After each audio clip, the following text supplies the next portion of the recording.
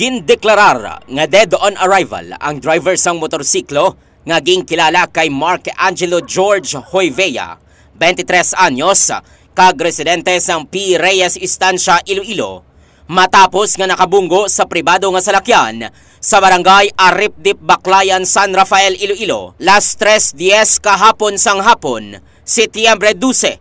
Sa interview sang Radyo Bandera Iloilo kay Police Lieutenant Hiner Buena, Deputy Chief of Police sang San Rafael Municipal Police Station, iya ginpahayag nga madasig ang padalaga ni Hoyvea sang iya motorsiklo kag nagapasaka ini sa mga lugar sang hinali lang nga naglapaw ang iya motorsiklo kag nalabot niya ang salakyan nga ginamaneho ni Romar Silva, 35 anyos. Naibaluan nga magapauli na kuntani sa Sara si Silva antes matabo ang insidente. Gilayo naman niya gindala sa ospital si Hoyvea apang gindeklarar nga dead on arrival.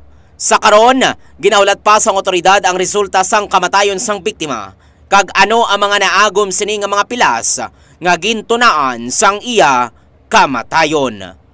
Kag amuyad to mga police report nga ato natipon sa probinsya sang Iloilo. Ini si Kabanderang Frey nagabandera sa matuod nga serbisyo publiko kag kalingawan sa Iloilo. Radyo Bandera!